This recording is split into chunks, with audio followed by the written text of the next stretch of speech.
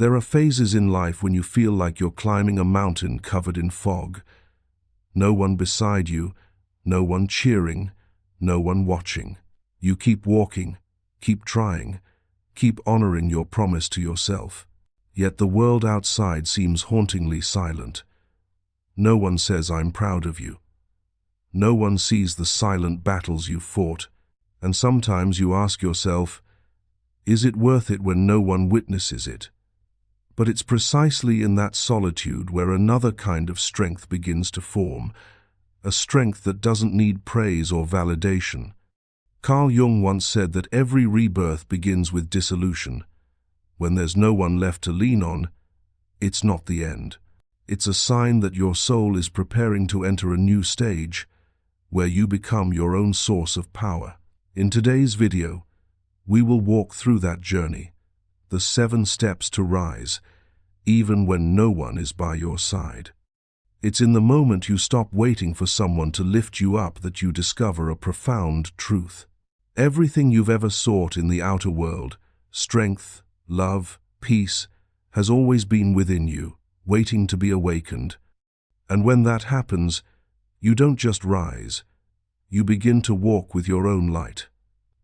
Number 1. Loneliness, the silent teacher of strength. There are moments in life when the seems to pull away. Familiar conversations no longer excite you. People who once walked with you begin to feel distant. Everything on the surface stays the same: your job, your relationships. Yet inside, you know something is changing. No one tells you this is the beginning of growth, because most people are afraid of this stage. But for Carl Jung, this is the first sign of the night sea journey, the dark night of the soul, when you no longer resonate with the old world, and to step into the new, you must pass through your deepest shadow, loneliness. The loneliness Jung spoke of is not about being physically alone in an empty room. It's the feeling of being disconnected from everything that once made you feel you belonged. You still smile, still talk, but deep down, you know what's happening around you no longer touches your soul. The world seems to speak a language you no longer understand, and you're left with yourself. Many believe that reaching this point means failure, but in truth, it's the moment your soul begins to separate from the persona, the mask that once helped you fit in. The feeling that no one understands me isn't a sign you've lost your way. It's proof that you're getting closer to your true self. Jung believed that a person only truly matures when they dare to face themselves in solitude. Not when someone listens, but when every external sound goes silent and you're forced to hear your inner voice. During this stage, many lose direction and run away into work, relationships, distractions that help them forget the emptiness. But the more they avoid it, the larger that emptiness grows. Loneliness doesn't come to punish you. It comes to deepen you, to help you rebuild your foundation from within. I once knew a woman who, after her divorce, fell into a state of disorientation. She had always been surrounded by friends and laughter. But when everything collapsed, her apartment became frighteningly quiet. Instead of filling the void with dates or work, she learned to sit in silence. At first, just for a few minutes, then gradually, for hours. She cooked for herself, read, journaled, and faced the questions she had always avoided. Months later, she said, "I realized silence is no longer my enemy. It's where I finally hear myself." That was what Jung called the meeting with the self, the moment you stop running and start coming home. When there's no one to depend on, that pressure forces you to develop discipline and inner steadiness. Like a climber without a safety rope, every step becomes a conscious choice. Every action, a promise to yourself. And each promise kept becomes a brick that builds your strength. Loneliness doesn't come to make you weak. It comes to make you unshakable. It's the gym of the soul, where your essence is forged into steel. Looking back, you'll see that those quiet months were when you were strongest. The image of an oak tree in winter always reminds me of that. When every other tree sheds its leaves, the oak stands alone in the cold wind. No flowers, no color. But during that winter, its roots are growing deeper, preparing for spring. Humans are the same. Every lonely season is the soul's winter. But if you're patient enough to stay, you'll see that spring is waiting behind it. Jung once said, "In all chaos there is a cosmos, in all disorder, a secret order." If you're standing in the darkness of loneliness, don't be afraid. It's not a sign of weakness. It's proof that you're leaving the old path to open a new one. Because the soul, to be reborn, must first dissolve. And only when the world is silent can you hear the voice within whisper, "It's time to rise." Remember, no one is coming to lift you up. But that's not bad news, because in that very moment, true strength is born. No one can give you resilience, but loneliness will teach you how to forge it. Every time you make it through a long night, you're not just overcoming fear, you're rewriting your story. 2. Stop seeking emotional comfort from others. At some point, after learning to stand in solitude, you realize something profound. What exhausts us isn't loneliness. It's expecting someone else to fill it. Carl Jung once said, "Loneliness does not come from having no people around you, but from being unable to communicate the things that matter most." When you rely on others to make you feel okay, every silence, withdrawal, or unmet response feels like collapse. That isn't love, it's emotional dependency, which Jung saw as the mark of an unintegrated ego. After the stage of the lonely warrior, the next lesson is to learn how to soothe yourself. When you stop seeking reassurance and approval from the outside, that's when the self begins to take over. I once met a woman in a group therapy session. She confessed that she nearly panicked whenever her boyfriend didn't reply to her texts. She would check her phone dozens of times, imagining the worst. "I know it's irrational," she said, "but when he's silent, I feel like I don't exist." After months of therapy, she discovered the fear didn't come from him. It came from her childhood. Whenever she was sad, her parents would say, "Don't be dramatic," or "walk away." Her unconscious learned, "Your feelings don't matter." And ever since, she sought someone to prove otherwise. Jung called that the trap of emotional projection, when we use others as mirrors to determine our worth. When they respond, we feel valuable. When they withdraw, we lose direction. But the truth is, no one can be your savior forever. The more you depend on others for stability, the more you lose the ability to regulate yourself. Self-soothing doesn't mean coldness or disconnection. It means becoming the one who listens to your own emotions. When sadness arises, instead of running to find someone to calm it, you stay, place your hand on your heart, and whisper, "I'm still here." That simple act is the beginning of emotional independence, a key stage of individuation, when you stop merging with the collective and become an autonomous self. A person who knows how to comfort themselves doesn't need constant responses to feel valuable. They don't need instant replies or compliments to keep going. They can sit quietly in a cafe, enjoying their coffee alone, feeling complete in that moment. That's not coldness. It's the highest form of freedom.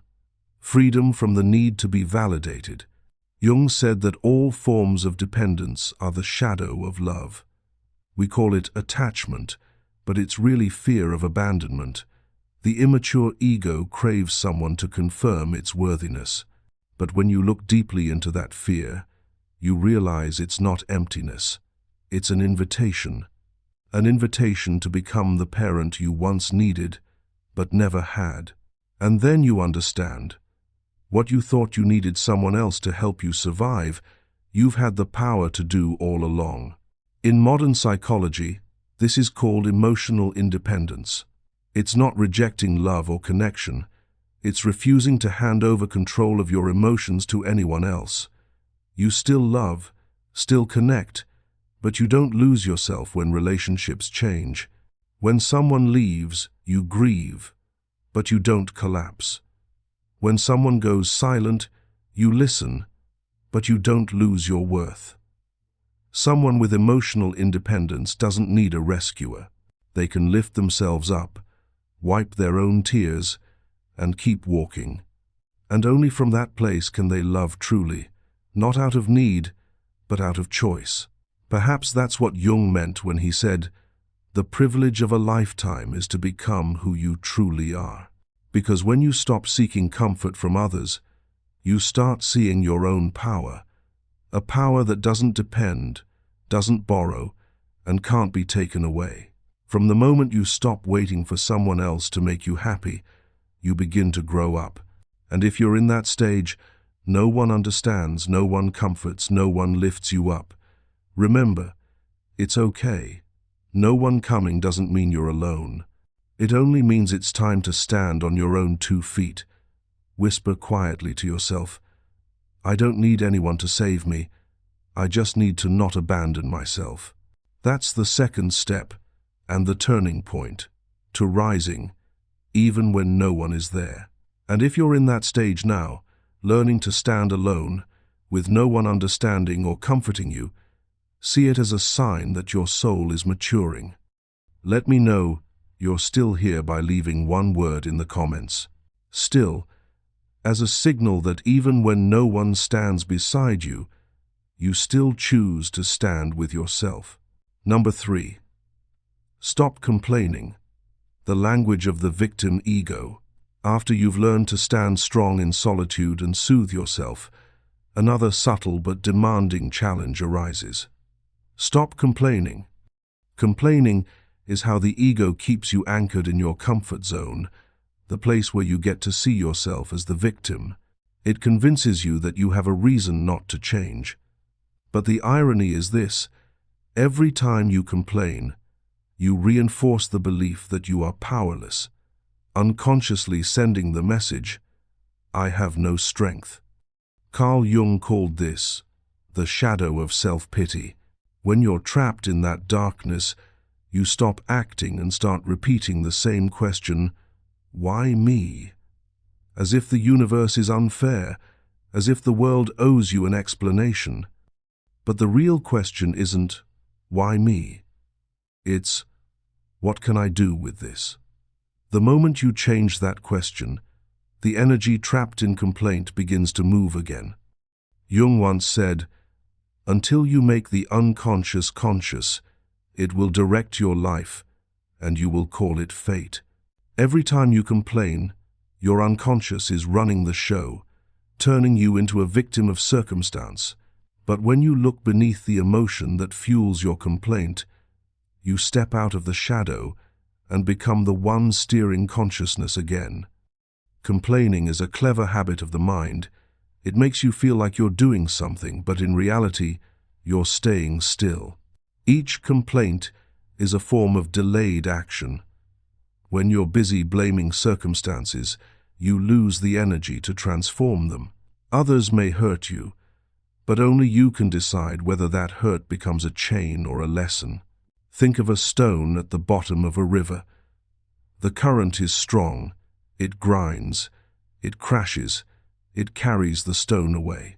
But over time, the very flow that seemed destructive polishes the stone until it becomes smooth and luminous. Life is the same. It doesn't pause because you complain. It keeps flowing, keeps testing, keeps shaping you. But if you endure the flow instead of cursing it, you'll become stronger, clearer, more beautiful than before. Complaining feeds the victim ego, the part of you that always wants someone else to take responsibility for your pain.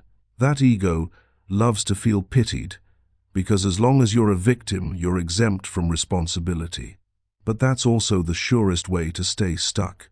On the other hand, every time you stop complaining and take action, no matter how small, you reclaim the energy lost to your unconscious. You rise not because someone pushes you, but because you choose not to stay in the dark any longer. Complaining often starts with small sentences. I'm so tired. No one understands me. I try so hard, but no one notices. Those phrases seem harmless, but they quietly feed an ego that believes happiness depends on others. Truly strong people don't need the world to comfort them. They can look directly at their pain, acknowledge it, and ask, "Now what can I do?" A viewer once shared with me that after her friends betrayed her, she spent 6 months consumed by bitterness. I told anyone who would listen how awful they were, she said, but I realized I was telling the same story for half a year. That night, she wrote in her journal, "If no one was around to hear me complain, would I still tell this story?" The answer was no. The next day she started writing about what she wanted to learn, to change, to create. "It wasn't them leaving that hurt me," she said. "It was that I held on to the story for too long." Stopping complaint doesn't mean denying pain. It means no longer living in it. You can still feel sadness, disappointment, grief, but instead of retelling the wound, you use that energy to build something new. Each action, no matter how small, is a declaration to the universe. I am no longer a victim of this. Carl Jung once said, "I am not what happened to me. I am what I choose to become." And that choice, to stop complaining and start acting, is the doorway to a new level of strength. Every time you stop saying, "Why me?" and start asking, "What can I do with this?" you take another step forward. Because ultimately, that's how you rise even when no one is there. Not through pity, but through the quiet strength of taking responsibility for your own becoming. And then you'll realize you were never truly alone. You were just too busy complaining to hear your own soul calling. Number 4. Become your own source of validation.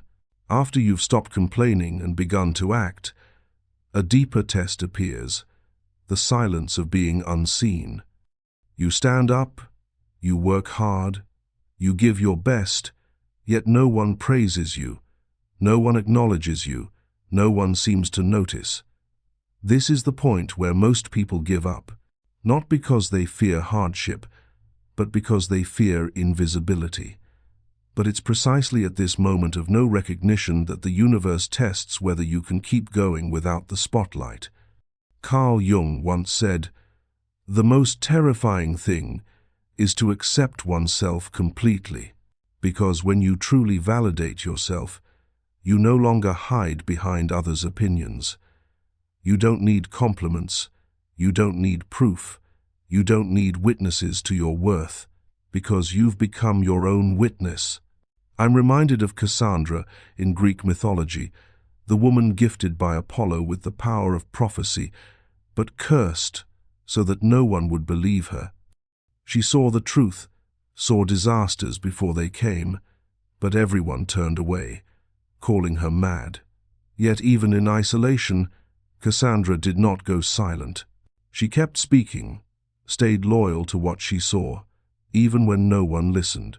At a deeper level, her story is a metaphor for every strong soul, those who continue to honor their truth in silence, even when the world refuses to see them.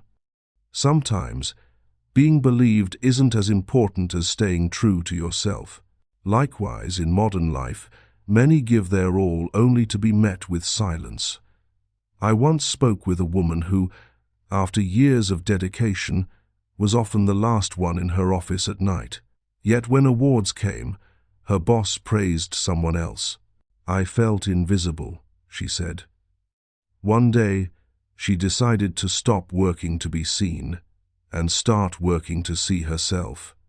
Every time she finished a project, she wrote down what she'd done well, rewarded herself with a quiet afternoon, a coffee, a book, I realized external validation lasts for minutes, but self-recognition stays for days.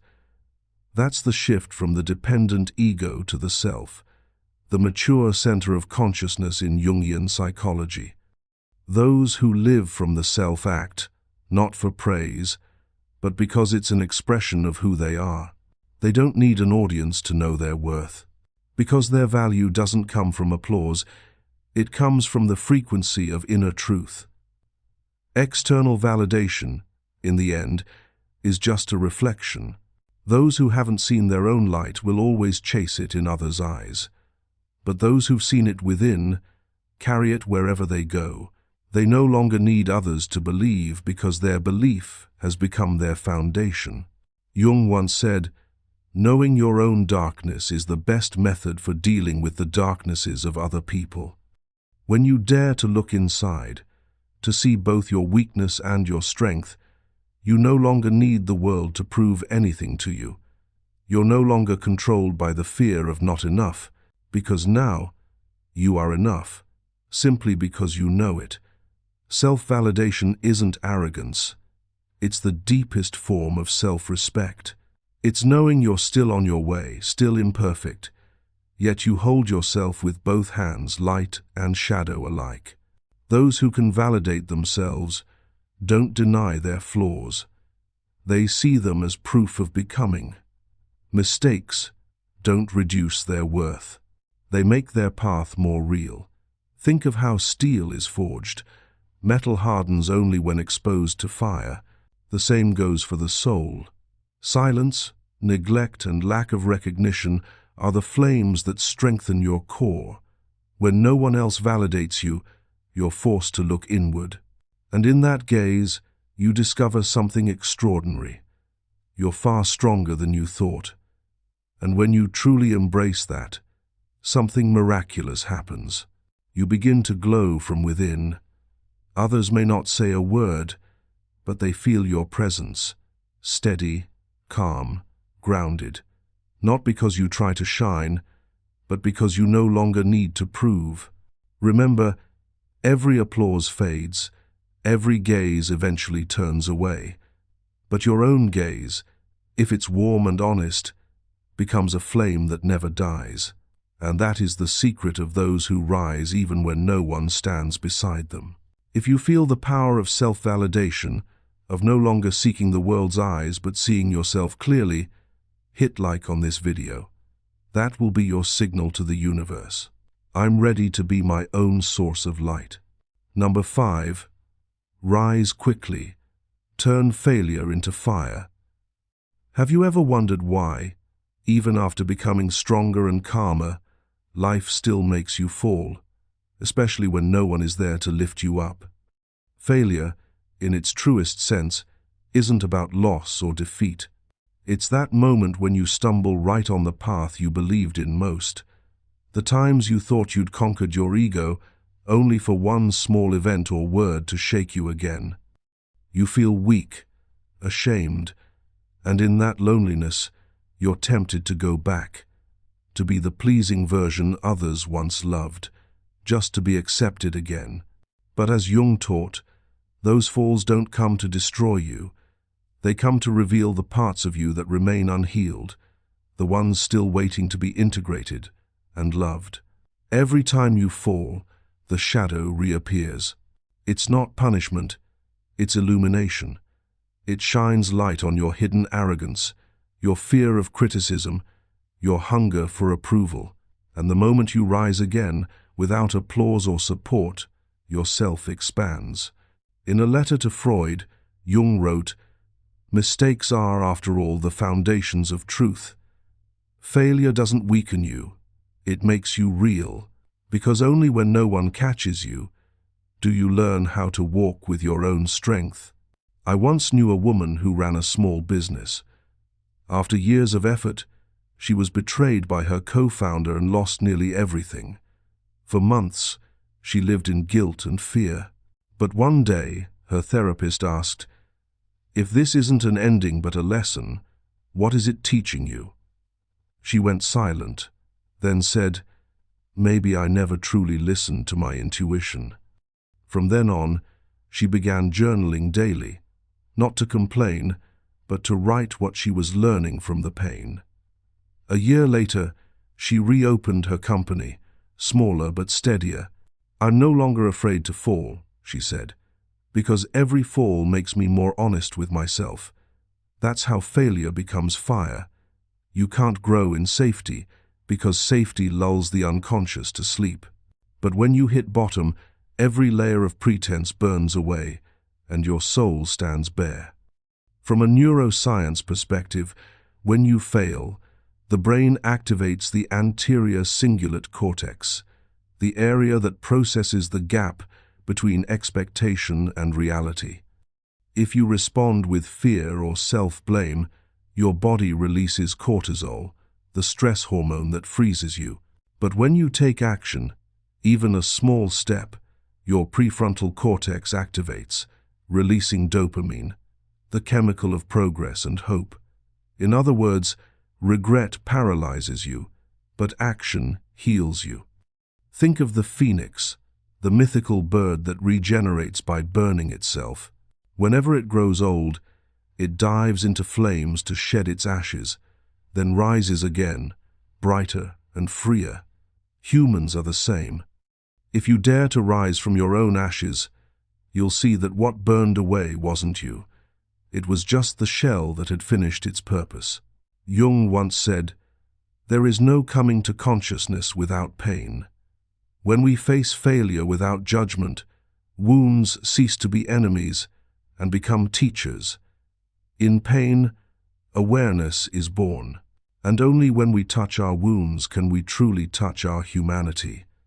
In every failure you have two choices: let it define you, or let it refine you.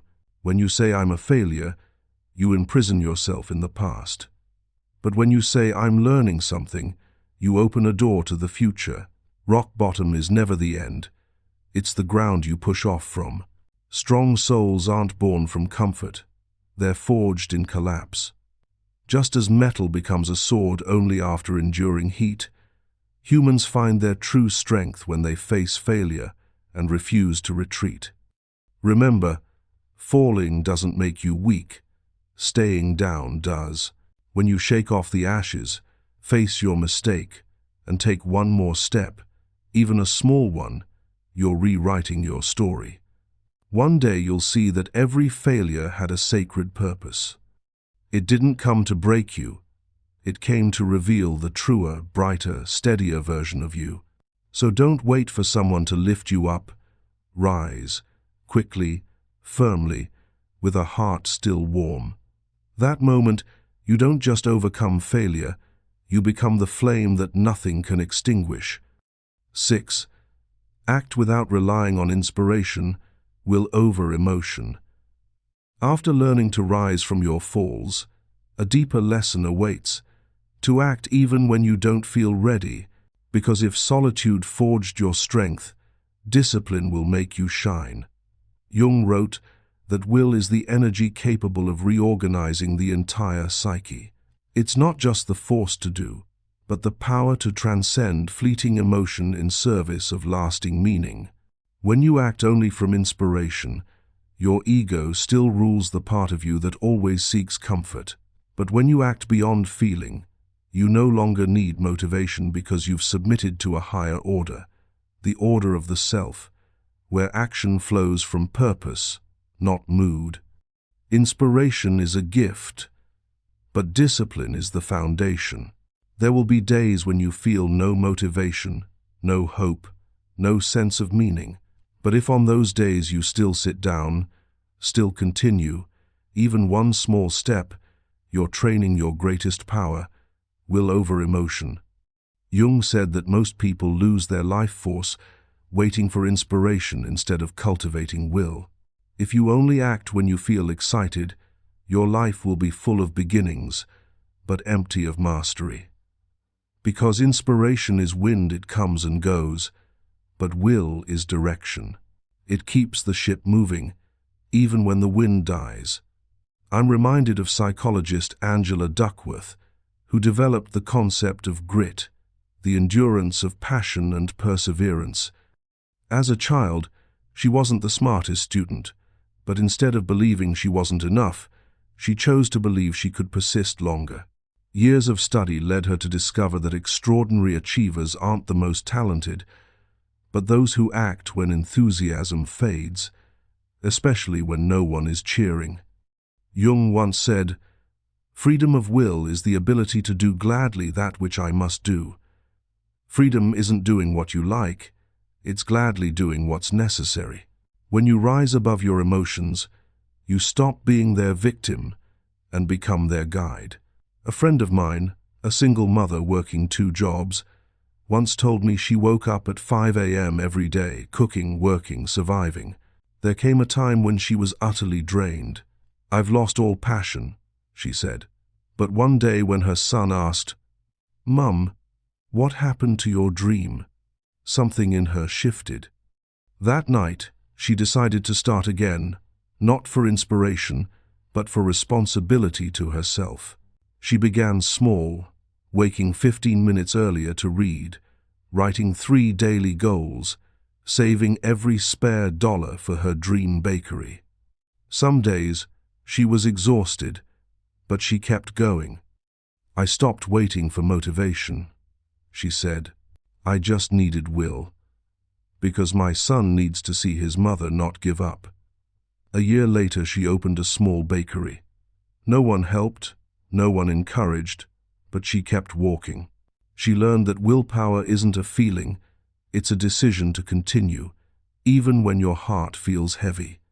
This story reminds us, inspiration doesn't create will, will creates inspiration. When you begin, you don't need to feel ready, you just need to be honest with your first step. Inspiration will follow as a reward for perseverance. Strong-willed people aren't emotionless. They simply don't let emotion control them. They still fear, doubt, and tire, but they act for something greater, for values, commitments, integrity. Each time they do what's right instead of what's easy, they strengthen the bridge between consciousness and soul, between the small ego and the mature self. One day, you'll realize that your most defining progress didn't happen in moments of excitement, but in moments of resistance, especially when you were alone, with no reminders or encouragement. Those are the moments that shape you, not because they're easy, but because you refuse to let mood or loneliness dictate your direction. So if today you feel uninspired, unseen, unsupported, remember, you don't need any of that to move. You just need one small decision to start. Not perfectly, not dramatically, simply start, and then consistency will take you further than anyone who ever tried to help you to the far shore of yourself. If you've ever had to keep going alone, without motivation, without support, guided only by will, share your story in the comments. Because maybe your story will be the small flame that keeps someone else from giving up today. Number 7. You don't need anyone to understand you. Everything you seek is within. There comes a moment, after all the silent effort, when you realize you've done everything right, kept walking, stayed disciplined, stayed faithful to the path. Yet the outer world remains silent. No one knows, no one understands, no one says, "Thank you." And in that quiet, a subtle emptiness arises. Do all these efforts even matter? That's the final lesson. When no one is left to lean on, you must find your own light. When you crave understanding, you're still asking others to validate your existence. But no one can truly understand you, because only you know how deep your inner journey has been. Carl Jung once wrote, "Your visions will become clear only when you can look into your own heart. All the answers you seek are already within your unconscious. You only need enough stillness to hear them." After years of living to be understood, you realize not everyone has the capacity to see you at your depth. Sometimes, they only see the parts that make them comfortable. And that's not their fault. In a world where everyone is searching for themselves, few can truly see another soul. When you stop expecting understanding from the outside, you begin the return inward, where all your contradictions start to harmonize. Fear and courage, pain and healing, darkness and light. There you no longer need anyone to confirm that you are enough. You just need to know that you are being true to your soul, and that is enough. When that happens, you stop looking for saviors, because you've become your own. I once heard the story of a young painter who, after years of painting for trends and sales, fell into creative exhaustion. One day she left the city, rented a small house by the lake, and cut off all communication for a month. She painted again, not to show, not to sell, but to listen to what her soul wanted to say. When she returned, her art had changed, raw, alive, full of soul. A gallery in Berlin saw her new work by chance and invited her to exhibit. She said, "When I stopped trying to be seen, people began to truly see me." That's the paradox Jung described. When you stop seeking outwardly, you become a center of inward gravity. Because creative energy, love and wisdom don't come from being understood, they come from accepting yourself, even the parts no one else understands. Like a lighthouse in the night sea, it doesn't shout to be seen, nor move to seek attention. It simply stands, shining, and by doing so, guides those who are lost. Humans are the same. When you stand in your own light, without needing recognition, your presence itself becomes guidance for others. Carl Jung once said, "Who looks outside, dreams. Who looks inside, awakes." When you stop asking the world, "Who am I?" and start asking yourself, "What do I truly need?" the veil of the unconscious begins to lift. The psychotherapist Carl Rogers once said, "The curious paradox is that when I accept myself just as I am, then I can change. No one will ever fully understand you. But that doesn't mean you can't be loved. Because real love doesn't require full understanding, only full acceptance. And when you learn to accept yourself, in all your complexity, depth and contradictions, you radiate an energy that makes others feel safe near you. Strangely, the moment you stop seeking someone to understand you, you begin to be understood, not through words, but through presence. The ones who truly belong in your life will feel it, without explanation. If life has ever exhausted you with the need to be understood, rest, sit in silence, place your hand over your heart, and listen.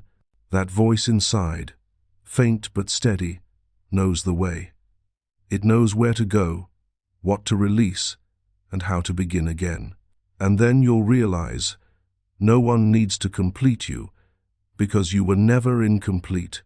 Everything you've ever searched for, love, peace, understanding, are simply different faces of one thing, coming home to yourself. That's how you rise even when no one is by your side, not through the noise of proving, but through the quiet of awakening.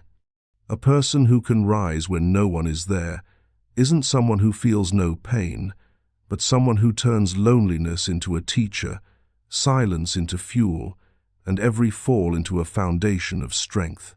They don't live to be seen, but to be honest with their soul. When the world goes silent, they listen within. When no one believes, they hold faith themselves.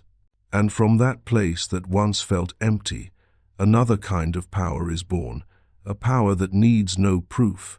Because in the end, this journey isn't about becoming unbreakable, it's about becoming authentic, with your fears, your will, and your own light.